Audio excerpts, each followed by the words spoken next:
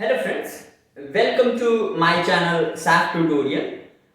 मैं आज जो है 10th क्लास का जो pair of linear equation in two variable है उस चैप्टर को स्टार्ट कर रहे हैं, जो 10th क्लास का थर्ड चैप्टर है मैथमेटिक्स का।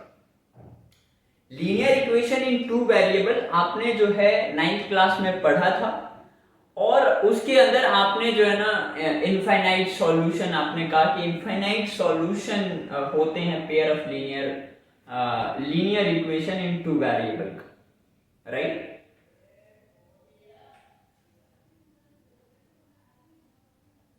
जो मेरी क्लास होगी, राइट, मैथमेटिक्स की, ये क्लास अगर आप केवल और केवल एग्जाम पॉइंट ऑफ व्यू से पढ़ने आए हो और आप जो है केवल और केवल मार्क्स लाने के पॉइंट ऑफ व्यू से अगर मेरा ये लेक्चर देख रहे हो तो you should not watch this, right. Because मैं जो है इसके अंदर मेरा जो एम रहेगा वो ये है कि हम वीडियो के अंदर जो रियल वर्ल्ड के अंदर ये मैथमेटिक्स की जो एप्लीकेशंस हैं मैं उसके पॉइंट ऑफ व्यू से पढ़ा रहा हूँ।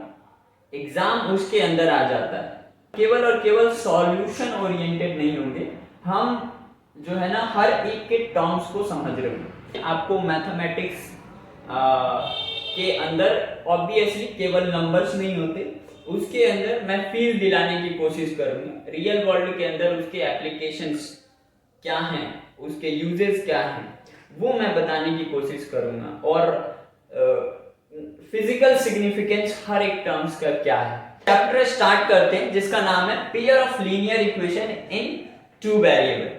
अब इस चैप्टर के नेम के अंदर ही जो जो टर्म्स यूज हुए हैं वो टर्म्स को समझना बहुत जरूरी है, क्योंकि चैप्टर का नेम ही पूरा ही क्रिस्प होता है पूरे चैप्टर के अंदर मटेरियल क्या है, राइट। तो यहां पर असल में एक टर्म यूज हुआ है लीनियर, दूसरा है इक्वेशन, मतलब लीनियर इक्वेशन। इन दोनों को जो है ना हम जरा समझते हैं कि आपने जो है 9th क्लास के अंदर linear equation in two variable पढ़ा है। लीनियर इक्वेशन, सुनो, यहां पे लीनियर का क्या मतलब होता है, और आपने पढ़ा था कि इसके जो सॉल्यूशंस होते हैं वो इनफाइनाइट होते हैं। अब इनफाइनाइट सॉल्यूशन का मतलब यहां पे हम ये भी समझ रहे होंगे कि सॉल्यूशन का मतलब क्या है यहां पर, राइट। फिजिकल सिग्निफिकेंस क्या है, what do you mean by the solution, right. यहां पे इक्वेशन का क्या मीनिंग, राइट। उसके बाद हम पेयर ऑफ लीनियर इक्वेशन पे समझते हैं। लीनियर इक्वेशन ऑब्वियसली इसके दो सेंस हैं, एक है ज्योमेट्रिकल और एक है तुम्हारा अलजेब्रिक। यहां पे जरा समझो, ज्योमेट्रिकल जो मीनिंग है ना लीनियर का, वो बस ये है कि ये लाइन, असल में ये जो लीनियर इक्वेशन है ये चीजें ये बता रही है कि ये जब भी तुम उस इक्वेशन को ग्राफिकली रिप्रेजेंट करोगे तो वो लाइन दे रहा होगा। लेकिन अलजेब्रिक फॉर्म में अगर आप देखोगे तो इसका मतलब ये है कि आपकी जो पावर्स होंगी, पावर्स ऑफ वेरिएबल, ये हमेशा 1 के इक्वल होती है, right. Like this, x plus Y is equal to 6, यानी x की पावर 1 और y की पावर 1। तो अलजेब्रिकली अगर लीनियर का मतलब समझा जाए तो इसका मतलब ये हुआ कि वेरिएबल्स की पावर 1।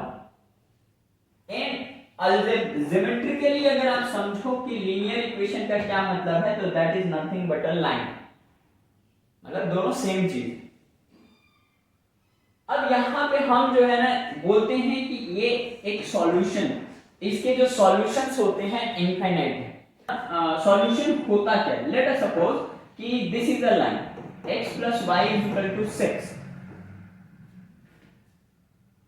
अब इस x plus Y is equal to 6 का जो सॉल्यूशन है वो असल में बोलते हो कि x और y, यानी x की वैल्यू अगर 1 होगी तो y 5 होगा, राइट। यहाँ पे 1 रखूंगा तो इधर 5 होना पड़ेगा इक्वेशन को सेटिस्फाई करने के लिए। अगर 2 है तो ये वाली चीज को 4 होना पड़ेगा, ये समझ। तो असल में सॉल्यूशन कुछ नहीं है, x और y की वैल्यू, राइट। मतलब x के कॉरेस्पॉन्डिंग y की वैल्यू, तो कोऑर्डिनेट्स है मतलब। अगर ये वाली लाइन कुछ ऐसी होगी, जब अगर मान लो इस वाले लाइन को रिप्रेजेंट किया जाए, तो ये वाली लाइन अगर कुछ ऐसी होगी, तो इस लाइन के ऊपर इनफाइनाइट पॉइंट्स होंगे, इनफाइनाइट पॉइंट्स होंगे, और हर एक पॉइंट में एक x वेरिएबल होगा, एक y वेरिएबल होगा। तो ये जो x के कॉरेस्पॉन्डिंग y की जो वैल्यू होगी वो होगी। एग्जांपल के लिए एक और चीज मैं बताता हूं। मान लो कि जो y is equal to 5x जो है ना आपका एक इक्वेशन है, राइट। अब इसके अंदर यहां पे मैं ये जो x है ना, ये रिप्रेजेंट करता है नंबर ऑफ पेन, और ये जो y जो है ना वो प्राइस रिप्रेजेंट करता है। ऑब्वियसली इस 5 का मतलब है कि वो एक पेन का दाम कितना है। तो यहां पे अगर पेन की संख्या 1 रखूंगा तो y यानी प्राइस कितने हो जाएंगे 5। अगर पेन की संख्या 2 होगी तो प्राइस कितना हो जाएगा 10। अगर पेन की संख्या 3 होगी तो प्राइस हो जाएगा 15। तो कहने का मतलब यहां पर 1 के कॉरेस्पॉन्डिंग 5 आ रहा है, तो 1 5 is the solution of this equation. यहां पे 2 10 is the solution of this equation. Solution linear equation असल में आपको हर एक उसका पॉइंट x के कॉरेस्पॉन्डिंग वैल्यू के लिए y की वैल्यू देता है। तो रियल वर्ल्ड के अंदर ये वाली इक्वेशन आपके रियल वर्ल्ड से जुड़ गई, यानी ये तो एक प्रॉब्लम है ना कि how much the price would be if the price of 1 pen is this, right. Equation का क्या मतलब होता है? अगर मैं बोलूं what is the equation, equation क्या होता है, तो इस मैथमेटिक्स के अंदर हर एक कर्व का कोई ना कोई यूनिक इक्वेशन होता है। तो equation is nothing but a address of any curve. अब क्योंकि हमारा जो कर्व है वो लाइन है, तो लाइन भी ये दिस इज द इक्वेशन। तो अगर इसके फिजिकल सिग्निफिकेंस को बात करो तो कहने का मतलब इस लाइन के कॉरेस्पॉन्डिंग केवल और केवल एक लाइन बनाई जा सकती है, और वो लाइन जो होगी वो कुछ इस तरीके से होगी। अब इस वाले इक्वेशन का केवल और केवल एक ही लाइन पॉसिबल है, मैं बनाऊं या फिर कोई और बनाए, इसकी एक से ज्यादा लाइन नहीं बनाई जा सकती। तो कहने का मतलब ये है equation is nothing but it is the address, it is the unique value और characteristic of a line, right. अब किसी दूसरे बंदे को बोलो कि इस वाली इक्वेशन का लाइन ड्रॉ करके बनाए, तो इसके अलावा कोई दूसरी चीजें नहीं हो सकती। हर एक कर्व का ना एक लाइन होता है। अगर मैं बोलूं x² + y² = 25, तो ये असल में कुछ नहीं बता रहा, ये एक सर्कल को बता रहा है, जो कि अपने को अभी नहीं पढ़ना, वो 11th क्लास में हम पढ़ेंगे, राइट। 10th क्लास के अंदर अपने को बस ये देखना है कि लाइंस के ऊपर स्टडी अपने को करना है। तो अभी तक अगर मैं सम अप करूं, मैंने बताया क्या है, अभी तक अगर मैं सम अप करूं मैंने बताया क्या है, तो मैंने बताया लीनियर का टर्म मीनिंग क्या है। यहां पे सिर्फ इक्वेशन को अगर बोला जाए तो इक्वेशन क्या होता है, कैरेक्टरिस्टिक होता है, यानी एड्रेस होता है किसी पर्टिकुलर कर्व का। अब हमारे केस में लाइन है, तो जो भी इक्वेशन होती है वो लाइन की कैरेक्टरिस्टिक्स होती है, राइट। अब यहां पर इनफाइनाइट सॉल्यूशंस, हमारे पास जो लीनियर इक्वेशन इन 2 वेरिएबल है उसके अंदर जो इनफाइनाइट सॉल्यूशंस होते हैं, क्योंकि हर एक x के कॉरेस्पॉन्डिंग y कुछ आता है। सॉल्यूशन का क्या मतलब होता है, नथिंग, बस ये इस लाइन के ऊपर इनफाइनाइट जो पॉइंट्स है ना, तो हर एक पॉइंट जो इस लाइन के ऊपर है वो इसका सॉल्यूशन है। इसके अगर रियल वर्ल्ड के अंदर यानी फिजिकल सिग्निफिकेंस की बात करो तो ये हर एक पॉइंट जो है ना के पास 2 वेरिएबल्स हैं, x और y। यहाँ पे y वेरिएबल्स कुछ नहीं है, ये एक क्वांटिटी 1 है, ये क्वांटिटी 2 है। ये तुम्हारा डिस्टेंस हो सकता है, ये टाइम हो सकता है, ये तुम्हारा प्राइस हो सकता है, ये चीज हो सकती है, कोई भी चीज हो सकती है, राइट। तो यहाँ पर आपको दो जो वेरिएबल्स हैं, ये दोनों वेरिएबल्स असल में एक दूसरे के बीच में रिलेशंस को बता रहे होते हैं। ये जो दो वेरिएबल्स हैं, ये कुछ नहीं, कोऑर्डिनेट्स हैं, कोऑर्डिनेट्स। अब ये कोऑर्डिनेट्स जो है ना, इसमें दो कोऑर्डिनेट, एक x और एक y। जो linear equation in two variable है था 9th क्लास के अंदर, उसका जो जनरल स्टैंडर्ड फॉर्म था, क्या वो ये था कि ax plus by plus c is equal to 0। ये था।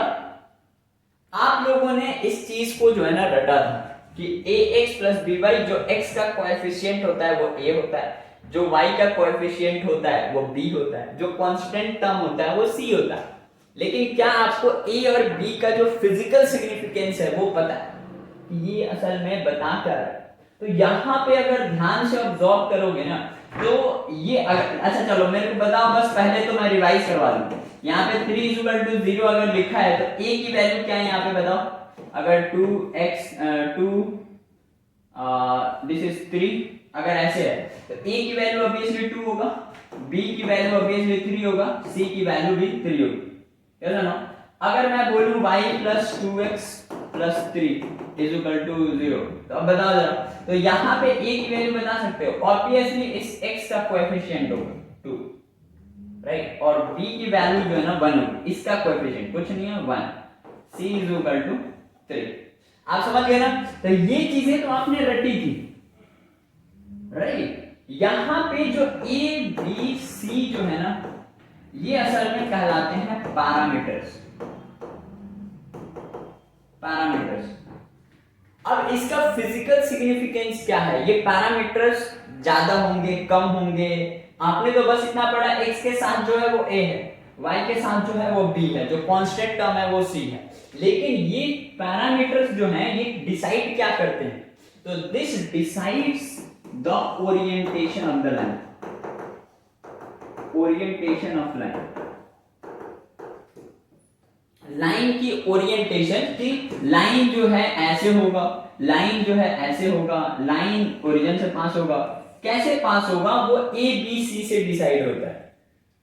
अब इसके अंदर डिटेल में हम नहीं जाएंगे क्योंकि वो 11th क्लास का टॉपिक है, लेकिन आप बस इतना आपको मतलब समझ में आना चाहिए, ए बी सी पैरामीटर्स जो हैं वही डिसाइड करते हैं कि लाइन की ओरिएंटेशन कैसी होगी। ओरिएंटेशन मतलब वो एक्स की तरफ झुका होगा, वाई की तरफ झुका होगा, ओरिजिन से पास हो रहा होगा, वो नेगेटिव वाई एक्सिस से पास हो रहा होगा, कैसे हो रहा होगा वो चीजें बताता है। समझ गया ना बात को? तो ये चीज आपको समझ में आनी चाहिए, पैरामीटर का फिजिकल सिग्निफिकेंस क्या है। अगर मैं बोलूं कि y is equal to 3x plus 4 2, तो यहां पर असल में ये जो 3 है ये बता रहा होता है कि how inclined it is, right. तो ये वाली जो चीज है ये कुछ ऐसे बन रही है। अगर मैं इस चीज को बढ़ा दूं ना, ये वाली चीज को बढ़ा के 3 कर दूं, तो ये वाली चीज 2 पे पहले कट रही थी, अब 3 पे कट करेगी, ठीक है, 3 पे कट करेगी, राइट। और अगर ये वाली चीज को बढ़ा दूं तो ये थोड़ी सी क्या कर जाएगी, उठ जाएगी वाई एक्सिस की तरफ। तो अपने को ये डिटेल में जा करके नहीं पढ़ना है, बस अपने को ये जानना है कि ये पैरामीटर्स असल में ओरिएंटेशंस बताते हैं लाइन के किधर की तरफ वो झुका होगा। अब ये स्टैंडर्ड फॉर्मेट भी आपको समझ में आ गया है इक्वेशंस का। अब एक बार अगर मैं सम अप करूं इन सबको, ठीक है, तो ये चीज है कि हमने समझ लिया कि असल में लीनियर का क्या मतलब होता है, हमने ये समझ लिया इक्वेशंस का क्या मतलब होता है, हमने ये समझ लिया कि सॉल्यूशन का क्या मतलब होता है, हमने स्टैंडर्ड फॉर्मेट देख लिया, मतलब स्टैंडर्ड इक्वेशन देख ली हमने पैरामीटर्स का मीनिंग समझ लिया। हमारा जो 10th क्लास का टॉपिक है वो ये है कि पेयर ऑफ लीनियर इक्वेशन। तो ऑब्वियसली अगर उसके स्टैंडर्ड फॉर्मेट की बात करी जाए, स्टैंडर्ड इक्वेशन की बात करी जाए, तो वो होगा a1x plus b1y plus c1 that is equal to 0, a2x plus b2y plus c2 that is equal to 0। अब दो यहां पे बस कुछ चेंजेस नहीं हुआ है, ये बस और बस आपके पास दो लाइन आ गई। अब जरा मेरे को ये बताओ, यहां पे ऑब्वियसली मैं समझा चुका हूं कि a1 b1 c1 ये सारे पैरामीटर्स हैं और ये पैरामीटर्स डिसाइड करते हैं कि लाइन खड़ी होगी, लाइन लेटी होगी, लाइन x एक्सिस से जा रही होगी, लाइन y एक्सिस से जा रही होगी, कैसे जा रही होगी, ये बता रहा होगा। अब मैं ये बस ये एक लाइन होगी और ये भी एक लाइन होगी, मान लेते हैं लाइन 1 और लाइन 2। अब अपने को देखना है कि ये दोनों लाइंस जो हैं, दो लाइन किसी प्लेन के अंदर किस तरीके से अरेंजमेंट उनका पॉसिबल है। तो अगर मैं ऑल पॉसिबल अरेंजमेंट्स की बात करूंगा ना लाइन की, तो तुम बताओ, अच्छा अरेंजमेंट्स इन अ प्लेन, एक ही प्लेन के अंदर बात करी जाए, इस बोर्ड के प्लेन के अंदर, तो वो दो लाइन जो है ना, या तो वो एक दूसरे को कट कर सकते हैं, राइट, या तो वो एक दूसरे के पैरेलल हो सकते हैं, या तो वो एक के ऊपर दूसरा हो सकता है। बोलो, क्या तुम ऐसा तो नहीं सोच रहे हो ये लो कटा भी नहीं, पैरेलल भी नहीं है, ऐसा तो नहीं सोच रहे हो बच्चे? लाइन की कोई लेंथ नहीं होती है, यानी इस चीज को ना हम एक्सटेंड करके देखेंगे, इज देयर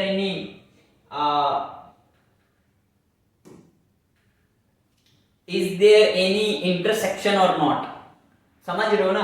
तो ऐसी वाली लाइन अगर देख रहे हो ना, तो ये वाली इंटरसेक्टिंग लाइन है, क्योंकि लाइन की कोई लिमिट नहीं होती, उसको एक्सटेंड करके हम देखते हैं कि वो चीजें कट रही है कि नहीं।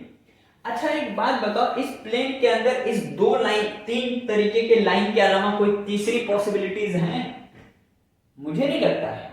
अच्छा ऐसा हो सकता है, एक चौथी टाइप की लाइंस होती हैं कि अगर मान लो ये एक लाइन लगा, ये है एक लाइन राइट बोर्ड के प्लेन में, और एक जो है ना ऐसे लाइन आ गई, इसके अंदर से ऐसे जा रही है। अब जरा ध्यान से देखो ये वाली लाइन, ये क्या इस लाइन को कट कर रही है? नहीं कर रही। क्या ये एक दूसरे को कट कर रही है? तो कट तो नहीं कर रही। क्या ये एक दूसरे के पैरेलल है? पैरेलल तो ऐसा होता है, पैरेलल ऐसे थोड़ा ना होता है, तो ये पैरेलल भी नहीं है। और क्या ये एक दूसरे के ऊपर है? तो ऊपर भी नहीं, ये तो ऐसे जा रही है। तो इस टाइप के लाइन को ना एस्क्यू लाइन बोलते हैं, ऐसी लाइन जो असल में एक ना तो पैरेलल हो और ना ही वो इंटरसेक्ट कर रही हो, तो इसका मतलब ये है कि वो एस्क्यू लाइंस है। और जो एस्क्यू लाइंस होते हैं ना, ये एक प्लेन में नहीं होता, टू प्लेन में होते है ना। प्लेन सेंस का दूसरा है, ये वाली लाइन दूसरे प्लेन में, ये दूसरे प्लेन में। तो हमें अपने 10th क्लास तक के लेवल पे एस्क्यू लाइंस के बारे में नहीं पढ़ना है, बस अपने को ये पढ़ना है कि जो लाइन की पॉसिबिलिटीज हैं वो इसके अलावा अगर कोई दूसरा तुम बना सको तो बना के मेरे को बता दो, यही लाइन की अरेंजमेंट्स होगी ना। अब यहां पे लाइंस का, यहां पे सॉल्यूशन का क्या मतलब है? Solution of what? Solution of the system of equation. अच्छा यहां पे मैंने चैप्टर का जो नाम है वो पेयर ऑफ लीनियर इक्वेशन है। जब भी एक से ज्यादा चीजें होती है तो हम उस चीज को बोल देते हैं सिस्टम। अगर वो एक से ज्यादा चीजें आपस में मिल करके कोई काम को अंजाम दे रही होती हैं तो उसको हम सिस्टम बोलते हैं। तो यहां पर पेयर ऑफ लीनियर इक्वेशन असल में लाइन का सेट है और वो दोनों लाइन को एक साथ में रख करके अपने को स्टडी करना है। तो ऑब्वियसली इस चीज को मैं सिस्टम बोल सकता हूं, क्योंकि अभी आप 10th क्लास के अंदर हो तो 10th में केवल और केवल दो लाइन को साथ में पढ़ रहे हैं। आप अगर बड़ी क्लास में जाओगे, 11th में जाओगे, अगर आप कंपटीशन एग्जाम्स की तैयारी करोगे तो वहां पे पेयर ऑफ इक्वेशंस की नहीं, हम वहां पे ट्रिपल लाइन लेंगे, 4 लाइन लेंगे, 5 लाइन लेंगे, 6 लाइन लेंगे, लाइन लेंगे, सर्कल लेंगे, अलग अलग फिगर्स को लेकर के एक साथ स्टडी करेंगे। तो असल में अपने को सिस्टम ऑफ इक्वेशंस के बारे में पढ़ रहे हैं। तो यहां पे हम असल में सॉल्यूशंस किसी भी सिस्टम ऑफ इक्वेशन का, यहां पे 2 लाइनें तो हम सिस्टम बोल सकते हैं, इसका सॉल्यूशन क्या होगा, वो इंटरसेक्टिंग पॉइंट होगा। Intersecting points. अब इंटरसेक्टिंग पॉइंट्स कहने का मतलब कॉमन पॉइंट्स, हम उसी को बोलते हैं इस पूरे सिस्टम का सॉल्यूशन है। तो यहां पर अगर ध्यान से ऑब्जर्व करोगे तो केवल और केवल एक पॉइंट है जो पॉइंट कॉमन है इन दोनों लाइंस के अंदर है। तो ये अगर पॉइंट एक्स वाई होगा, अच्छा ये फिजिकल सिग्निफिकेंस कुछ भी हो सकता है, ऐसे हो जाता है ना कि 2 इक्वेशंस ऐसे लो ताकि एक चीज ना कोई कॉमन पॉइंट है। मान लो कि एक लाइन बढ़ रहा है, मान लो कि एक गाड़ी जा रही है, राइट, अब इसकी स्पीड कुछ है और एक दूसरी गाड़ी यहां से जा रही है, इसकी स्पीड मान लो इसकी स्पीड x है और इसकी स्पीड y है। अब ये दोनों जो है ना किसी पर्टिकुलर हिसाब से आगे बढ़ रहे हैं और मान लो x की स्पीड जो है ना ज्यादा है y से, तो एक टाइम आएगा कि जब ये दोनों एक दूसरे को कट कर जाएंगे, मतलब एक दूसरे को अप्रोच तो करेंगे ना, छुएंगे ना, क्योंकि ऑब्वियसली इसकी स्पीड ज्यादा है तो ये आगे बढ़ते जा रहे हैं। किसी टाइम पर्टिकुलर टाइम पे तो ये दोनों की जगह बराबर होगी कि नहीं होगी। तो ऐसे वाले ये वाली चीज की डिस्टेंस को अगर एक लीनियर इक्वेशन से शो कर दिया जाए, इस वाले को एक लीनियर इक्वेशन से शो कर दिया जाए, तो यहां पर एक रियल वर्ल्ड की प्रॉब्लम को हम इनको सॉल्व करके बता सकते हैं। मतलब कौन से ऐसा पॉइंट है जिस पॉइंट पे ये दोनों कॉमन हो जाएंगे। तो ऐसे वाले प्रॉब्लम्स को सॉल्व करने के लिए हम सिस्टम ऑफ इक्वेशंस का इस्तेमाल करते हैं। समझ रहे हो बात को? तो ऐसी चीजें अब यहां पे कोई भी अच्छा जो पॉइंट इंटरसेक्टिंग पॉइंट होता है उसको, यानी कि अगर जिस सिस्टम ऑफ इक्वेशन का, अच्छा एक बात बताओ कि अगर मान लो ये लाइन, इसकी स्पीड अगर ज्यादा रहती और इसकी स्पीड कम रहती तो जिंदगी भर तक ये एक दूसरे को छू पाते? नहीं छू पाते ना। अगर इसके ये पहले से ही पीछे है और ये जो है ना आगे है और ये दोनों जो है ना एक ही ट्रैक पे चल रहे हैं, तो क्या ये कभी भी इसको ओवरकम कर पाता? यानी कभी भी कोई भी ऐसा पॉइंट आता जिस पॉइंट पे ये दोनों एक जगह पे होते, तो ऐसे वाले का तो कोई सॉल्यूशन ही एग्जिस्ट नहीं करेगा। यानी अगर मैं ये जानने में इंटरेस्टेड हूं eight which point both car meets, तो ये तो इसका तो सॉल्यूशन ही पॉसिबल नहीं है। तो ऑब्वियसली हमारे पास कुछ ऐसा सिस्टम ऑफ इक्वेशन होता है जिस सिस्टम ऑफ इक्वेशंस की कोई भी सॉल्यूशंस पॉसिबल नहीं हो, यानी कोई भी हमारा एक के कॉरेस्पॉन्डिंग दूसरे की वैल्यू एग्जिस्ट करती हो। तो यहां पर कोई भी इंटरसेक्टिंग पॉइंट नहीं है, तो हम बोलते हैं नो सॉल्यूशन, कोई सॉल्यूशन नहीं। Why no solution? Because no intersecting point, no intersecting point, no intersecting point. Obviously अब इस वाले पॉइंट, इस वाले सिस्टम ऑफ इक्वेशंस की बात करो तो यहां पे तो हर एक पॉइंट पे ये दोनों एक दूसरे पे मिल रही हैं, एक दूसरे को स्टार्ट कर रही हैं। ओके, अच्छा एक बात बताओ, यहां पर अब इस चीज को समझने के लिए आप देखो, लेट सपोज एक कार है ये, दूसरी कार है ये, दोनों एक ही टाइम पे चल रही हैं, एक ही जगह से चलना स्टार्ट किया और एक ही स्पीड से दोनों चल रही हैं। अब मान लो कि ये यहां पे अपनी स्पीड x+2 कर देता है और इसकी भी स्पीड y+2 हो जाती है और y और x दोनों बराबर हैं अगर मान लो, तो क्या ये अभी भी हर एक पॉइंट पे सेम रहेंगे कि नहीं रहेंगे? हर एक पॉइंट पे ये दोनों जो गाड़ी है वो दोनों गाड़ी तो हर एक पॉइंट पे सेम जगह पे रहेंगी ना। तो हर एक पॉइंट पे इन दोनों का जो पॉइंट होगा वो सेम होगा। तो मैं बोल सकता हूं कि कुछ ऐसी भी इक्वेशंस पॉसिबल होंगी जो कि क्या होंगी, लेट अस सपोज मैं इसकी बात करूं 2x + 2y = 6, ये दोनों इक्वेशंस जो हैं ये असल में कुछ नहीं है, ये दोनों इक्वेशंस सेम है। अब ये बस इनके पैरामीटर्स में मैंने प्रोपोर्शनली चेंज कर दिया है, राइट। अब इसको हम बोलेंगे कि इसके पास सॉल्यूशन जो है ना इनफाइनाइट सॉल्यूशन है।